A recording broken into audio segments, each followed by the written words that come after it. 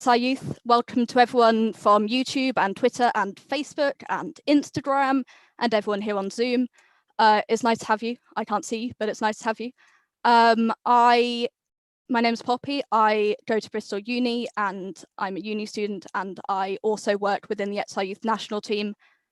I wasn't at the April Rebellion, which is quite sad, but I will be asking the questions and asking your questions to the panel members. So we're just going to go around and do a round of introductions, starting with Xanthe.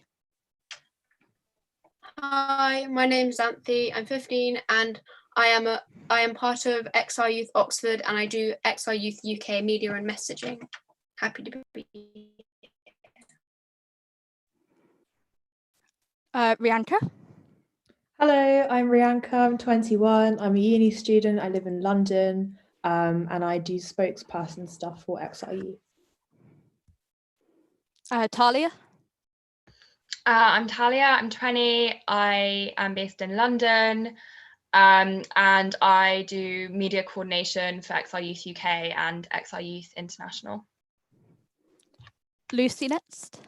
Hi, I'm Lucy. I'm 19. I'm part of XI Youth London North, and I was one of two, fun fact, of the first official members of XI Youth. Yeah. And finally, Dominique. You're muted, love. Hi, I'm Dominique. I'm a uni student and I do media within XI Youth and also action coordination for Extinction Rebellion in the University of Birmingham. Awesome. So during this talk, we're going to be talking about basically before the April Rebellion, what XI Youth was like before, how XI Youth changed, and kind of the future of XI Youth. So we're going to start with Talia and Lucy, who are talking about what was XI Youth / XR like before the April Rebellion happened. So should we start with Talia? Yeah, so I first got involved with XR around October 2018, so pretty near to the Declaration of Rebellion.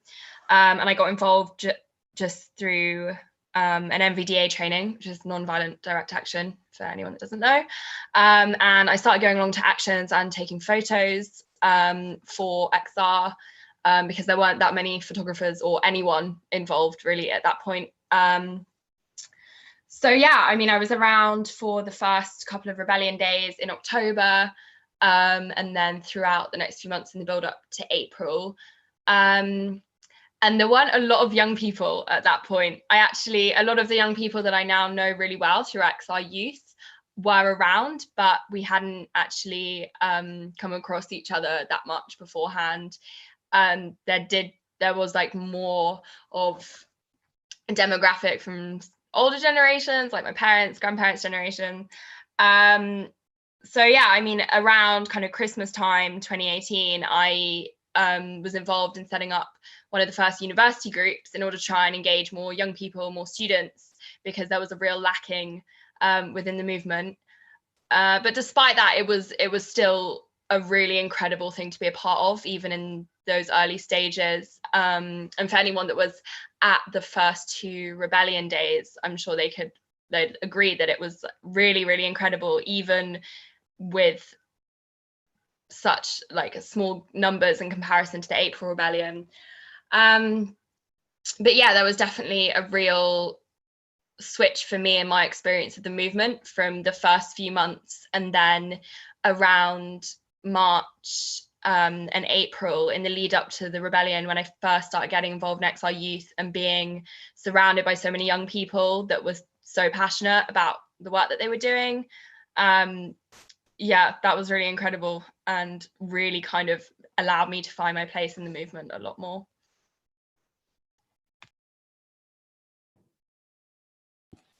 So I went to my first ever XR action in November, which was the Five Bridges protest. And I remember like all leading up to then, I'd been saying to all of my friends, like, I'm so sick and tired of all of this. I don't know where an outlet is. Like, I don't know why more people aren't freaking out about what's going on. Like, I felt like I was being a bit weird and overreacting. Like, I just didn't feel like there was any way for me to like scream and be heard.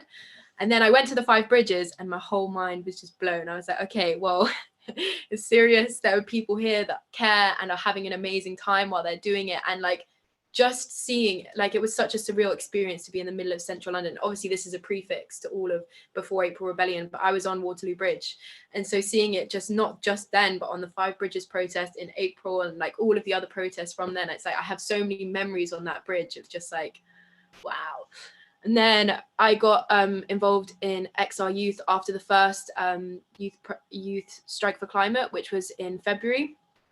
And Larch, if any of you guys know him, big ups, came up to me and was like, hey, I think you'd be great for this. Went along, and there was like one other person in the meeting, and that was like where XR Youth started. But as Tal said, there were loads of other young people that were in XR that just weren't like officially XR Youth yet. So I'm not like by no means the actual first XR Youth member, but yeah, it was really cool. The whole energy of like XR Youth before, it was like so excited but also really unsure of like if we were actually going to pull it off. Like I remember there were so many times in the office where we were all just like, are we actually going to be able to do this? Like we had no idea if anyone was going to even turn up besides like us XR Youth lot. Like it was just such an uncertainty, and then we were so incredibly blown away by what actually went down. So yeah. That's amazing that we've got a couple of people here from before the April Rebellion, which at this point is, you know, is a long time in XR Youth. So Dom, Xanthe and Rianka all got involved around the time of the April Rebellion. So Dom, would you like to talk about how you got involved? Yeah, so at the climate strike, I think about like a month before the April Rebellion, I was just like, I'd heard about Extinction Rebellion, and then ever since then on social media, I started hearing about them a lot more, and just how they were like out there just doing like direct action, or non-violent direct action, and it felt like something new and felt like something to be a part of. So I was like, okay, you know, it feels like this crisis isn't being taken seriously, you know, where's all like, and like just seeing Extinction Rebellion, I was like, okay, that seems to be where a lot of like energy and just like momentum is building. I was like, I really want to be part of this, and so I just kept updated. And then one day on the website, I saw that like XR Youth was hosting like its first like meeting. It was a meeting for before the April Rebellion, and like people from outside of XR Youth could join. And so after that first meeting, I've just been involved ever since. And I just remember being in the office like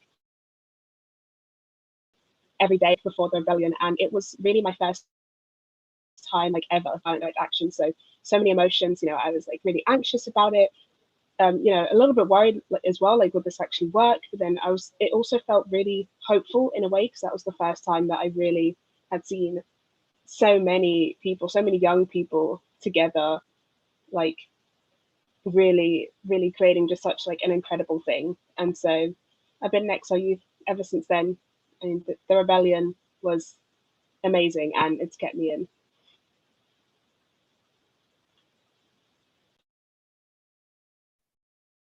Xanthe?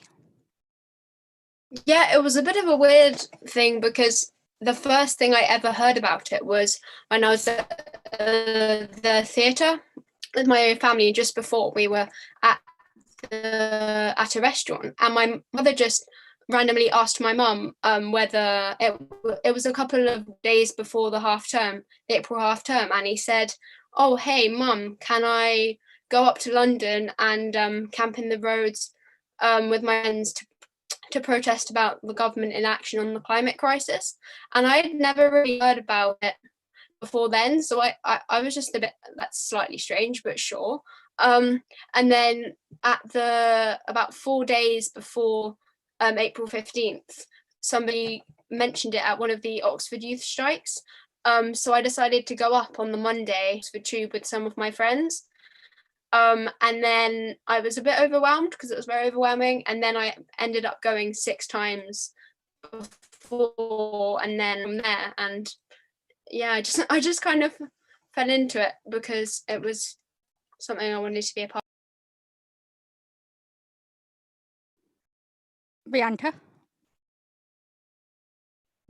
It's just that my connection's unstable, so I hope it's okay. But I first saw the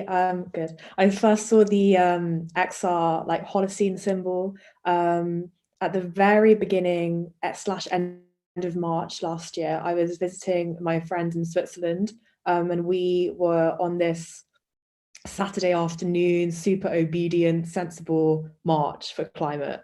And I'd been to my first youth strike in London the month before, and I was like, okay, this is really cute, but I don't really know if this is like what I want to be doing. And then at the end, my friends, well, now we're all friends, but this guy was handing out leaflets with the Holocene on it. And I was like, oh, this looks really cool, but this event is for like in a week and I'm not going to be here. So I just didn't really ask about it much. Came back home to London, and then I went to the youth strike in April. And I remember seeing Lucy and a couple of other people who I like know now, with like flags and stuff. And I was like, okay, like I feel like this sign is following me. I think this is like a sign for me to find out about this. And I had my ticket to go home from uni already booked. Like I had like no money left. It was the end of the semester. Student loan was drawn out. But last minute, I decided not to get on the coach, and I just went to Hyde Park, and everyone was there, and it was just amazing, and I've been doing it since. Thank you. So Talia has been involved in XR Youth for a long time and works full time. So you've seen sort of XR Youth grow. So would you like to talk about just kind of how it's changed since April and how you've seen it go from being a small group of people to thousands? Yeah, so I mean, in April, I wasn't, in the run up to April, I wasn't helping coordinate specifically for XR Youth. I was more still doing stuff within my university. But I think the coordination group was still very, very small and all London based. And most of the people that were involved in April were kids from London, maybe some kids from like Xanthe is from Oxford and from around London. And so, as Lucy was saying, it was kind of really uncertain whether we'd actually be able to accomplish anything, whether we'd actually do anything on the day, because we just didn't know if we'd have the numbers or anything. And my main role within XR Youth during the rebellion was coordinating photographers and filmmakers for XR Youth and for the site that we were on, which was Piccadilly Circus, and also taking photos myself. And then that's how I got involved with doing media through that. Yeah, and I will never forget that day on April the 15th.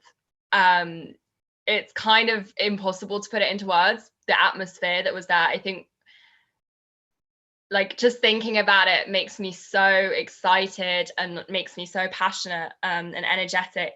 Just like 15,000 young people marching up to Piccadilly with the Samba band, knowing that we were going to go and we were just going to claim Piccadilly, and it was just going to be our space, and there was going to be all this artwork and all this music and just all this like incredible like youth culture going on.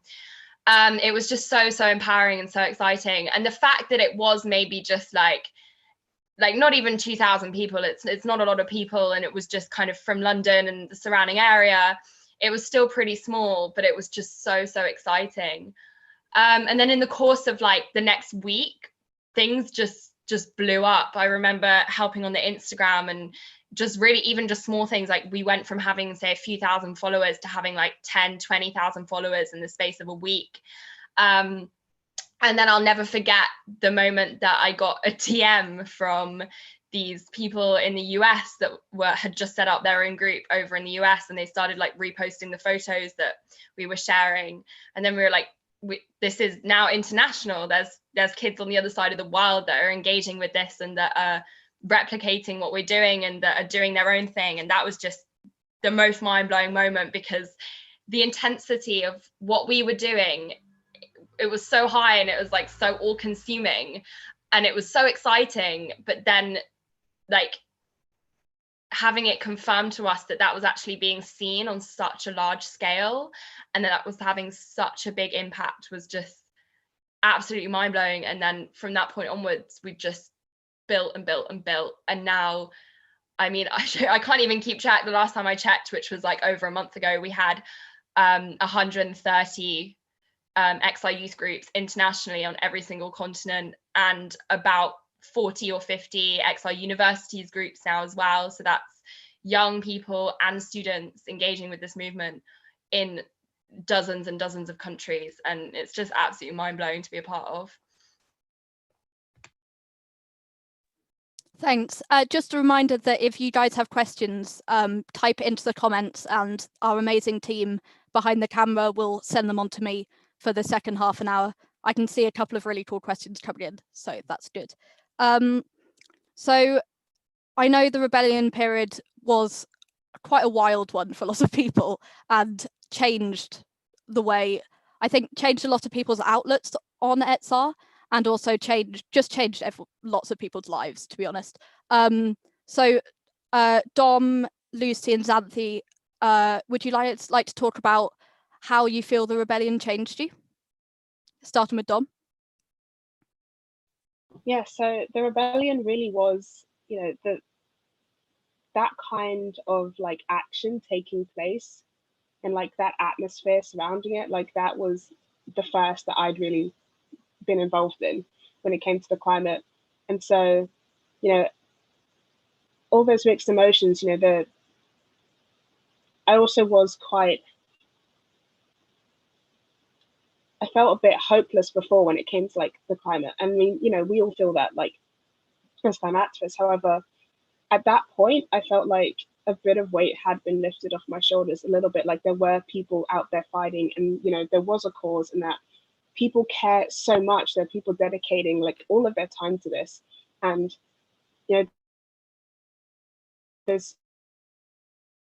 so much power I felt like I had before, and you know, it really made me realize just the power of people and what we can achieve in such a short time. And so I think that outlook really changed for me, especially seeing, you know, how much we can do and how much we can like build pressure. You know, every single person who was involved in the rebellion, every single person who does these actions or does any roles behind the scenes or anything, all plays such an important part in this movement. And I think that really with me, and it also just changed my life in that, you know, my outlook on, you know, what was important and things like that really changed. You know, obviously I was aware of the crisis, but after the April Rebellion, you know, I learned so much more about it, and you know, my priorities really shifted from that point onwards. And it's also just changed my life in terms of, you know, things that I'm doing now. So I stopped doing public speaking, for example, and things like that, and now I've started doing it again because I found something that I feel like really passionate about, and also I've gained the confidence again to go out there and, you know, speak about things that really need speaking about, and just everything's really changed from there. And I haven't looked back since, like that first day since I was in the office right before until now has been all out action. And so yeah, it's showed me just how incredible, like how much we can change in a short amount of time. Lucy. So I for the caption thing, for the thing we put up on Instagram, like we were asked to write 150 words about the rebellion, and I'll just like say a little paraphrase of that because I don't think I can describe it better. But standing in the middle of Oxford Circus with soft soil under your feet and like a DJ in a pink boat in front of you dancing with all these incredible strangers around you, like I had never felt such joy, and I was doing it for something that I believed in. And you know, before that I didn't really have much faith in my generation generally, and in the world really, because you know, we look at all the amazing, like the civil rights movement and like all of the power that previous generations held and like the amazing stuff that got done. And I looked at my generation and I looked at the state of the world and how much was wrong and how little people were saying about it. And I felt really like disassociated and really like disenfranchised from everyone around me. And then suddenly comes along April Rebellion and it shows me every single person that cares. Like, well, obviously that more people that weren't at the rebellion care too, but all the people that are there are there because they care, are there because they give a shit, and we're having an incredible time while we're doing it. Like, I remember one of the scenes that really stays with me is the Portaloo in the middle of the road, like in the middle of October. We had a port. Like, the surreal nature of it, like what we achieved is completely unheard of. Like, we shut down five central London locations. Like, it's mental. And then 2 weeks later, Theresa May declares a climate emergency. That is how we make change. Like, and we had the best time while doing it. Like, I know a lot of my friends, they're saying like, oh, because activism, you know, in principle can sound really boring. Like, oh, you want to go around complaining about everything. You've got to do all this extra work you don't need to do. Activism can be so fun. And I think that that's what we need to like share, because if we're gonna get stuff changed, it needs to be everyone's rebellion. Everyone needs to be involved. And that's not just roles of like, oh, you know, behind the scenes. Not everyone has time to be able to do that. But the more that we have these mass gatherings, these mass events where everyone can get stuck in, whether or not you have the capacity to like facilitate, set up stuff behind the scenes, just get down there for that 1 week or that one day, showing the support. That's how we're going to change stuff. So it was just really exciting because I saw a future and I saw a way through, and yeah, it was just one of the best experiences of my whole entire life. I made friends for life there and memories that I'll never forget. So yeah.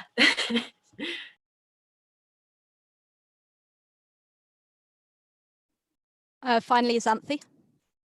Yeah, so I think before the April Rebellion that there was any kind of issue about like within our about the climate, because I hadn't learnt about any of it. And yeah, so I went along to the April Rebellion because a lot of my friends who I'd made were going, so I decided to go along. And I was a bit I was very didn't know that there was such a big kind of problem, and I didn't know I'd never learned about how, obviously I learned about climate change, but I hadn't learned about how big of an issue that it was. So yeah, I think my life it's changed me completely, and everything about my life has kind of been flipped upside down, because yeah, now I'm a lot more aware.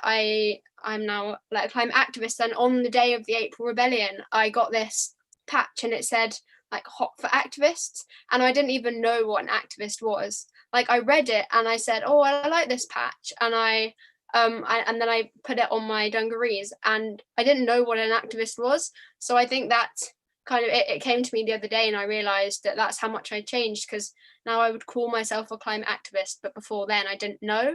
And I think also what showed me yesterday, no, 2 days ago, on the 15th, was how much more it means to me now than it did then, because on the 15th of April year, I kind of went along not really knowing what it was about. And then on the 15th of April this year, I'd been looking back at all of the photos and my memories, and I was quite overwhelmed that it meant a lot more, and I really didn't know I'd be this involved. And yeah, now I'm considering, you know, working more with XR Youth. And a year ago, I would never have thought that. Yeah. Thanks. So Talia and Rianka have both, obviously everyone's still in XR Youth, but XR Youth has, as a thing, has kind of changed, because we've gone from being just UK based to being global. We've gained so many people into the movement, and it's become something that's like kind of a household name. XR is now something that people know about. Talia, would you like to speak about how you think it's changed since the April Rebellion? Yeah, oh, it's crazy. I mean, just thinking that that was only a year ago feels really, really surreal, because I feel like I've lived for literally decades since then. I was in my first year of university last year, and after the April Rebellion, I made the decision not to go back to university for my second year, for various reasons, but a lot of it because I just couldn't really prioritize that education in the face of everything, and knowing that there was so much work to be done, and having found a movement through which I could do that work. So I've spent the last 9 months working full-time for XR Youth, and it has changed so dramatically. I mean, it's kind of not even what it set out to be, because I mean, I think what it was intended to be and what it really like felt in the beginning has just been completely taken and replicated, but transformed and changed, and by so many people, because there's now like thousands of young people around the world that are engaging with it. And I think that's the really incredible thing about it, is that there's so much space for collaboration, there's so much space for people to bring their own work to it and make it their own thing, and make it something that's personal and meaningful for them, regardless of like where they are in the world or who they are or whatever. And that's been the incredible thing to be part of, and just being a part of that network and having communication and this kind of global community of all these young people that are so passionate about these issues.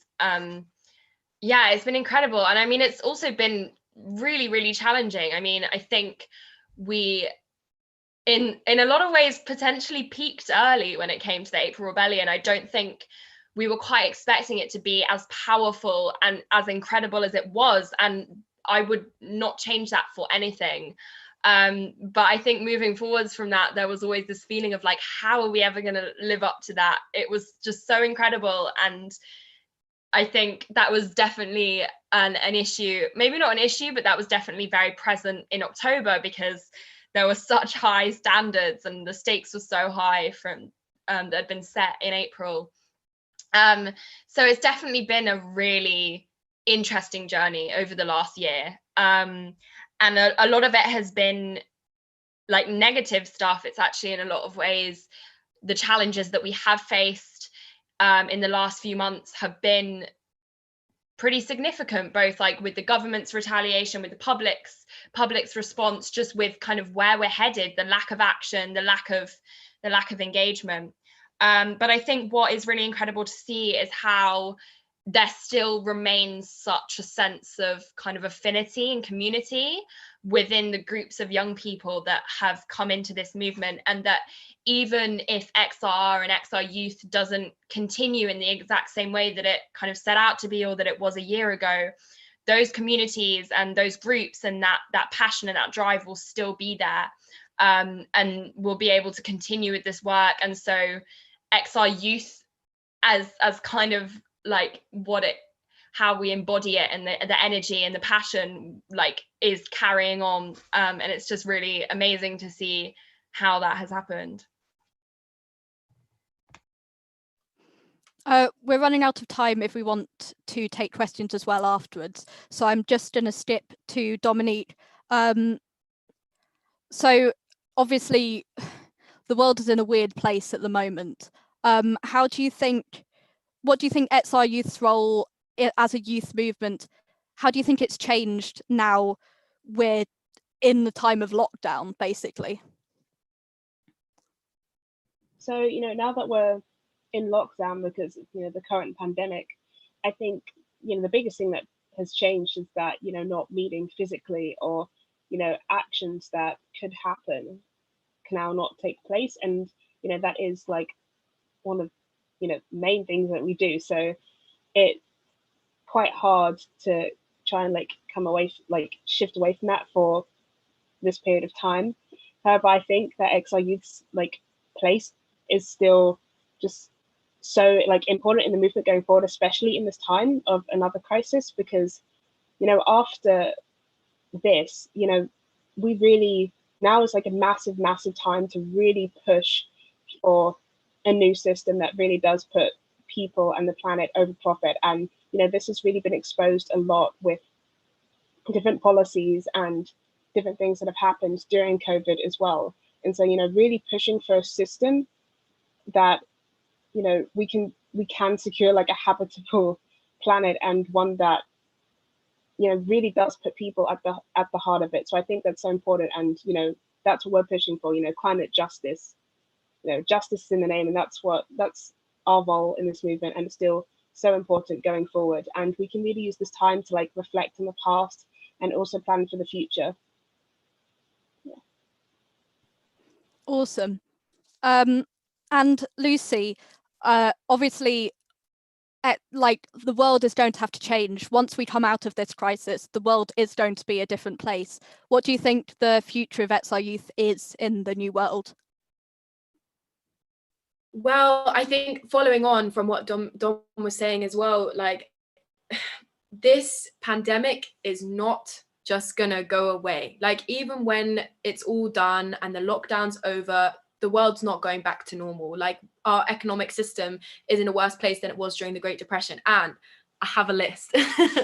Like I was watching this video about like different moves of different like global politicians. You know, in Hungary, they have the prime minister has taken total power. In Cambodia, they've done the same. And the penalty for dissent is 10 years in prison.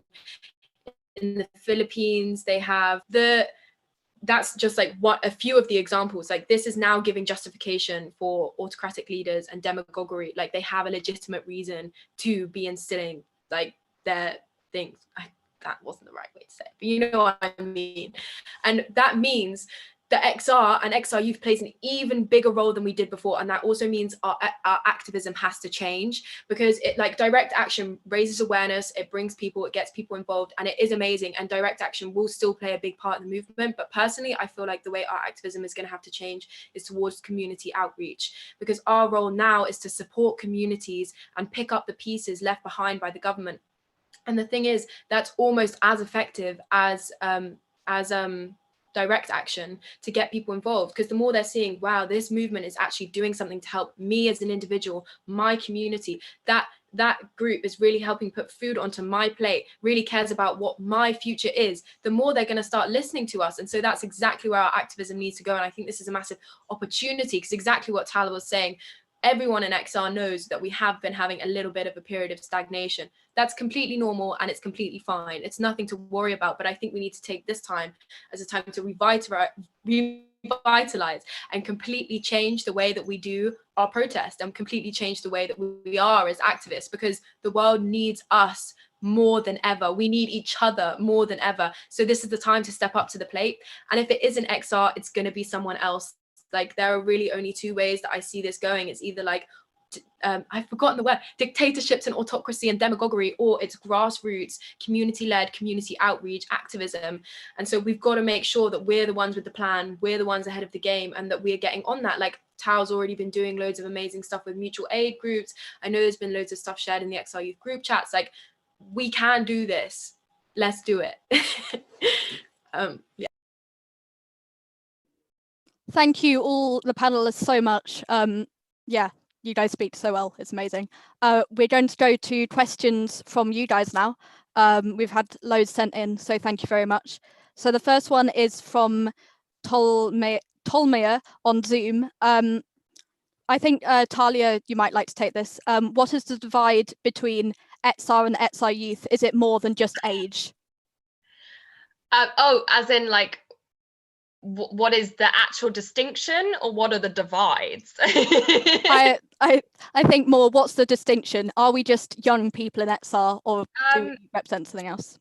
So I think XR Youth, I mean, as I've said, I wasn't part of really bringing XR Youth together. And obviously over the past year, as XR Youth has spread, it will mean very different things for different groups, depending on their experience of activism and how that fits in and everything.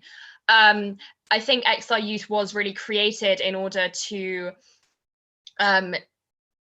create a space and a platform for young people specifically within this movement, because as I said earlier, before that point, most people engaging with it were from our parents' generation or older. And so there was a real kind of gap in the market almost, and there was a real need to start like engaging young people and having a space where young people could feel they could start creating their own movement and they could start having their own involvement. And I think that's where the drive to create XR Youth came from. So obviously we say that XR Youth is for anyone under the age of 30, and we say that obviously we welcome the input. We know that there are many adults over the age of 30 that still feel hugely youthful, and so we welcome their input, we welcome their collaboration and their ideas, but XR Youth is a space in which young people lead it and young people are advocate for themselves, and they are able to make the decisions on their own actions. Yeah, and I think that's what kind of separates it from the wider movement. Lucy would also like to speak on this. Yeah, there's also like one of the big points of when we were like first having those really cool first meetings where we were like trying to shape the idea of what XR Youth was. The big difference that we said is that like XR Youth is for the people that are going to be directly affected. Like, this is our future. Most of the generations that are in older XR, you know, main XR, are going to be dead by the time that the real bad shit hits the fan, but we're going to be alive and we're going to be living with it. And that's why as well, XR Youth actually has a much longer cutoff range than most people think. I think it's I don't remember the exact date, but you can be up to 30 years old because, you know, it's coming soon. But yeah, so XR Youth is actually a much broader age range than most people think, because XR Youth implies young, but it's up to 30. So come join. Our next question is from Molly on Zoom, who says, how does XR differ in different countries? So obviously it's gone global now, but we are very lucky in the UK that it's very easy for us to go protest, especially as quite a lot of people in XR are white and middle class, which obviously makes it a lot easier. Rianka, do you want to talk about how we use our privilege and how different countries can get involved with XR but also have to be aware of the much higher difficulties involved? Yeah, so XR Youth particularly, we really focus on raising the voices up of the global south and not speaking for them, because I mean, I'm a person of color, I'm a child of immigrants from India, so that the global south is the people who are going to be affected right now. So we're talking about how all of us young people are going to be affected eventually, yes, of course, but it is already happening, and we need to acknowledge that, and that word needs to get out, because the reason why so many, like the majority of the population in Western countries doesn't care about climate change enough to do something about it is because it's not affecting them. It's kind of an idea for another day. Like, it's not something that they could even visualize. But if they just open their eyes a little bit, then they'll see that it is happening in all countries in the global south, and these people have been fighting for climate justice for years. We are not the first people to do it, and I know people might think we are because we've made headlines and stuff, but that really isn't. It's not a case of who did what first. It's a case of we're all in this together, but these people have been killed for their activism because it is illegal in their country. So we are really in a huge privilege, and I know we will moan about the UK and the government and everything, but we are in such a privileged position that we can't. For me, it's like a morality thing. Like, I can't morally not go to a protest because I'm like, what else am I going to be doing that's as important as this? Would anyone else like to speak on that before we move on? Talia?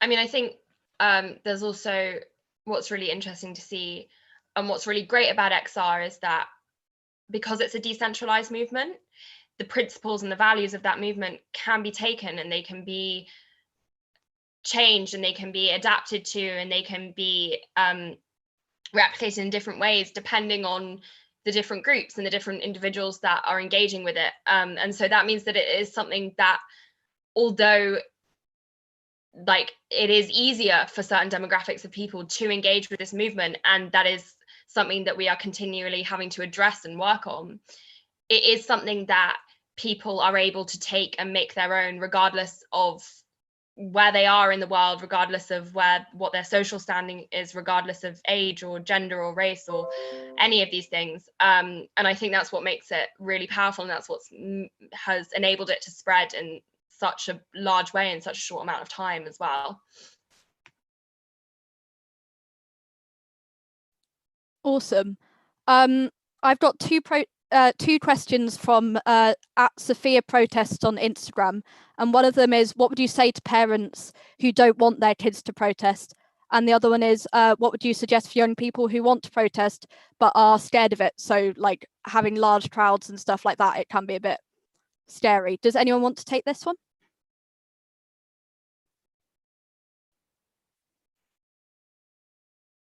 Xanthe, and then Dominique.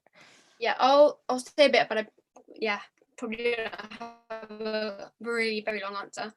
So I mean, I'm quite lucky because my mum is also an XR.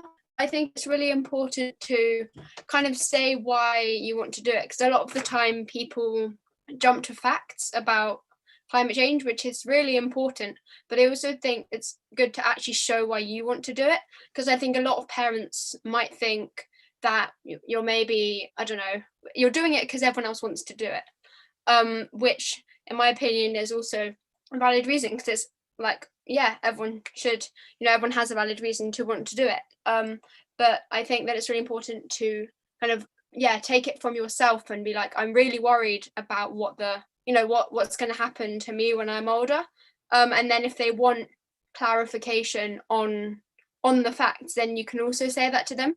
But yeah, so I'd say like put how you actually feel about it and your emotion, and then also if they want scientific backup, which is I can't speak, which is also very important. So yeah, I'd say a balance. Dominique. So when it comes to the question of people who feel quite anxious about being in large crowds and things like that, I did experience that like beforehand a lot, and there are times where I still get like overwhelmed. But I think one of the most important things is that being in like the middle of like a crowd, like thousands of people, is not the only thing that you can do, and you can equally and just as importantly contribute to the movement and into XR Youth with so many other roles. Even discussion earlier, Lucy was talking about like community outreach as well, and this is a grassroots movement, and so behind every massive thing that we see in the media and like every headline, there are so many things that go on, but like behind that, for that to work, so much that goes on to like spread the word of the movement, and so much that goes on to like really connect with other groups and connect with other people. And so I would say, don't let it, the question of like accessibility and everything is one that's like always ongoing, but just know that there's so much more that happens, and that you are still such an important and like crucial part of this movement and of XR Youth, even though you cannot go to like all of these different actions and things like that. Awesome. I hope that answered your question.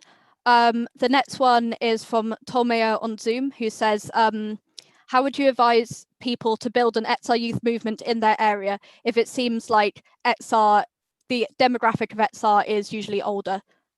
Lucy? Well, I think the first thing to do is to start up an Instagram, because that's like a way a lot of young people connect. And if they're typing up on Instagram, like anyone who's looking, then they can just type in XR Youth and then their space. And that's why there's so many XR Youth pages, because that's a really great way to get things started. But also we have an amazing Slack, which if you join, there's like loads of different regional things where you can get like loads of stuff to help set up a thing, help set up a group, not a thing. And yeah, there's actually like so many amazing resources. Like as Tal was saying, we've just grown so exponentially, so there's just like so many active people that are putting loads of amazing stuff. But I would recommend, if you're wanting to set up a group, join the Slack. That's the way to do it. I think there would be details about how to join the Slack on XR Youth Instagram. I'm not sure, maybe Tal tell them about Slack, I'm not sure.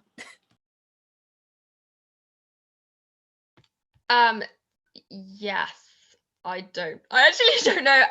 I just want, the other thing is I think that like there's so many different, like there's so many young people out there, and there's so many different groups that are kind of working within the same areas and working for the same things. I think actually like one of the really amazing things about XR Youth and this whole youth movement is that like you can be part of XR Youth, you can be part of the school strikes, you can be part of whatever, but it's kind of just like a label, and obviously it does form kind of your identity, but really what it is about is just like young people coming together through their shared like passion and drive for this work. So you don't even necessarily need to feel that you're creating your own XR Youth group to be part of XR Youth. You just need to be kind of connecting with the people around you, and a lot of the time that just comes through like having a conversation, agreeing to like meet up with someone. I mean, it can be quite daunting, and like I, for one, when I first got involved with this movement, as far as I knew, I was like the only young person. I was going along by myself every time. But I think if you have that passion, you will very quickly be drawn to other people that share in that. And then whether you're XR Youth, whether you're kind of creating an XR group or any other group, you're still kind of within this incredible movement as well. So yeah.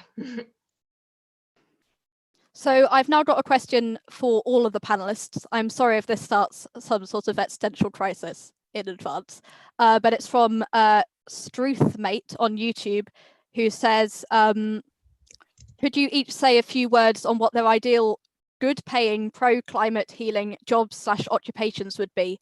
In other words, how would you like to earn an honest living?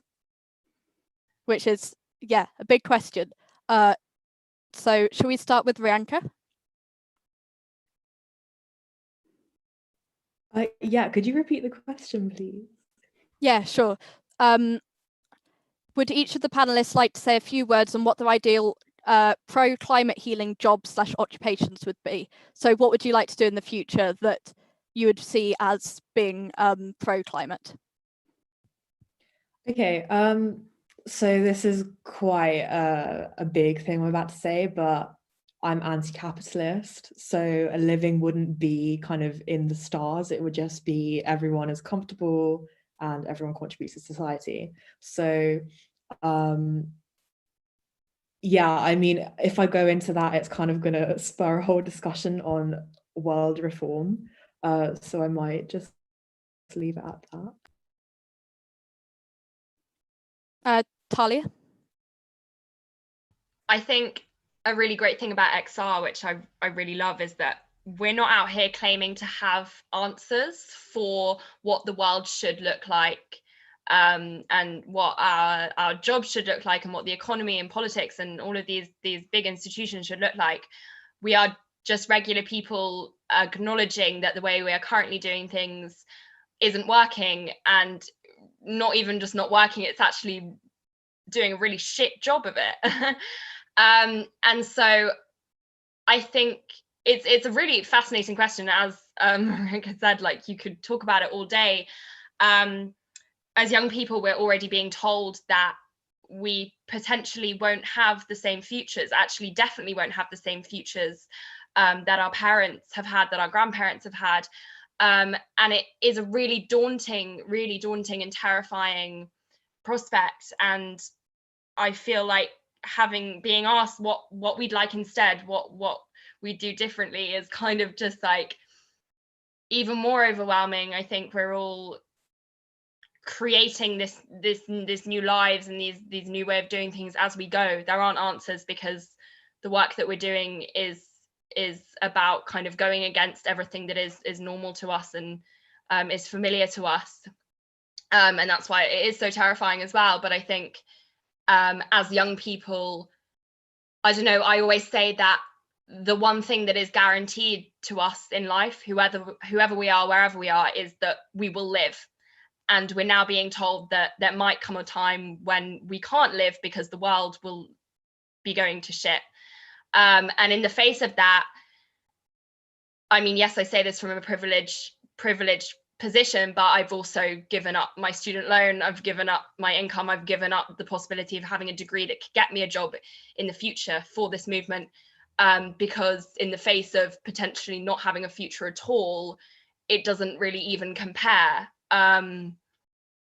Yeah, so it's not about the income and it's not about the job, it's about the survival, I think. Not that wasn't a really interesting question, but yeah. Okay, so the next question is from Lorcan on Zoom, who says, do you have to go to physical meetings, etc., if you want to join an XR youth group, or can you just talk online and give ideas? So is it possible to join XR youth without physically going somewhere? Lucy? So it is definitely possible, and we have a lot of those members in London, especially because where the London meetings hasn't been super accessible for everyone for a little while. So it's completely possible. I would say, however, if you have a lot of ideas and you're very passionate about having them heard, it is much easier to have them heard in real life. Just logistically, like the stuff that gets done is more likely to get done in meetings, and catching up on group chats and stuff, you know, it might get lost a little bit. So I would recommend, if you can go to meetings, definitely do, but don't let it stop you from being a part of XR if you can't. Yeah. That's a really good answer. I've got a question from Cordelia saying, how can XR fight back from the naming in the movement that they are eco-fascist? Which is a, very big question. Wait, could you repeat that? Sorry. How can XR fight back from the naming of in the press that they are an eco-fascist movement? So what about XR means that we are actively non-eco-fascist / possibly XR youth? Dominique? So I think when it comes to like this topic on eco-fascism, the difficulty is like as a decentralized movement, there will be, we do also have, Rianka will speak about like our fourth demand after, but the main thing is that we are fighting for like climate justice, and like in the name of like justice, it's all about like the people, and it's all about people. The COVID isn't like a response to the climate crisis. Like this isn't going to solve it. And if we do truly fight for justice, for a world in which people are like prioritized, then inevitably, that goes directly against eco-fascism and the whole like population argument and everything like that. And so that's mainly on it. But I think Rianka can give like a better example when it comes to our fourth demand.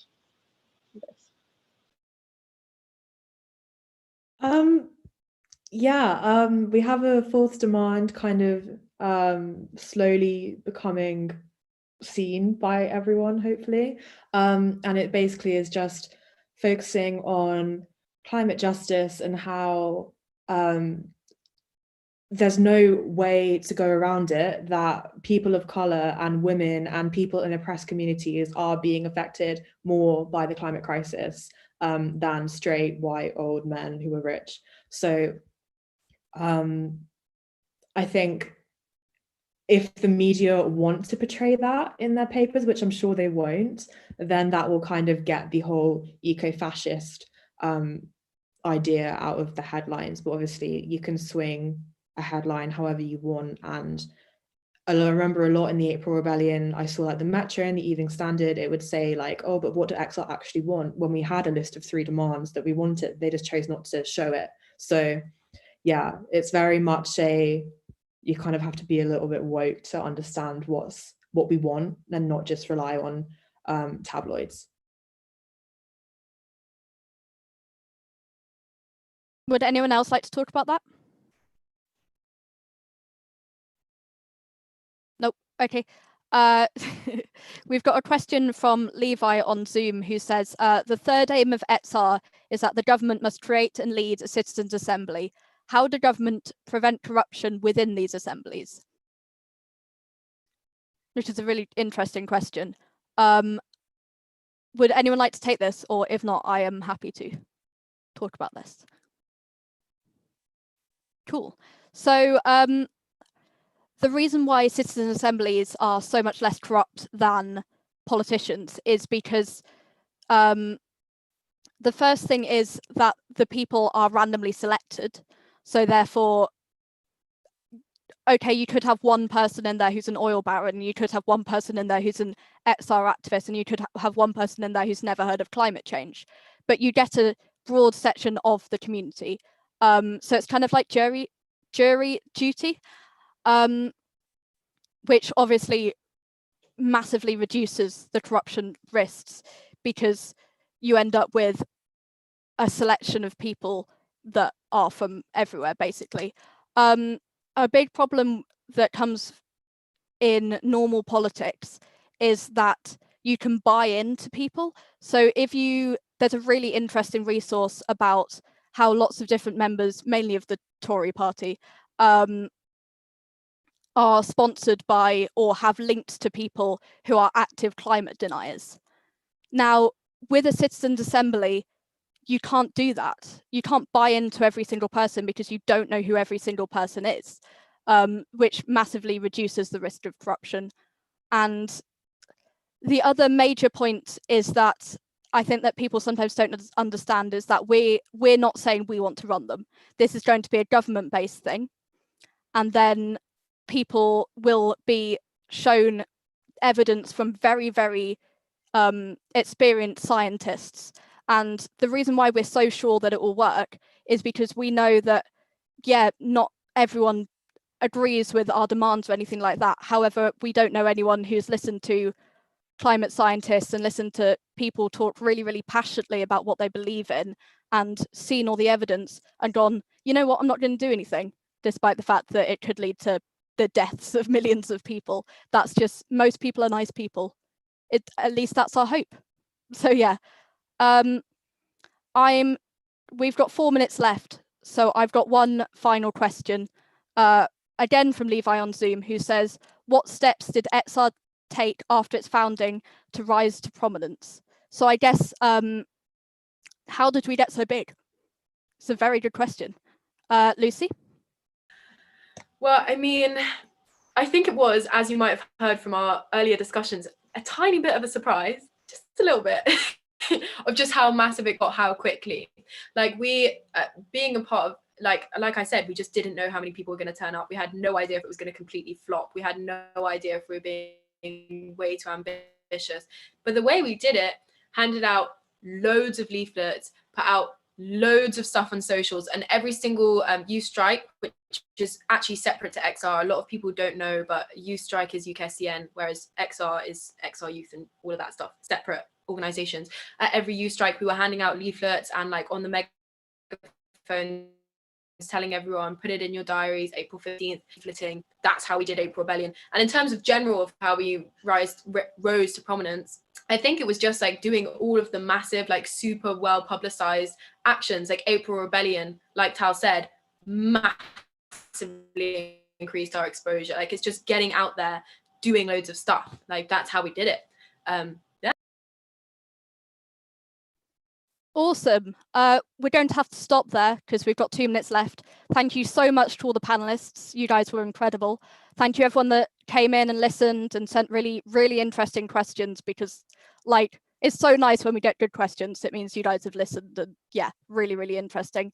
There will be live streams every day from 6 till 7:30 on different socials, on all the socials, to commemorate the April Rebellion. Which is going to be amazing. I can't remember what the other two are, but we've had George Monbiot on so far, and like just incredible activists on so far. And Rupert Reed as well. So yeah, lots of really cool stuff coming up to commemorate it. And thank you all for coming. And thank you for hosting, and to the whole team behind the scenes as well. Thank you.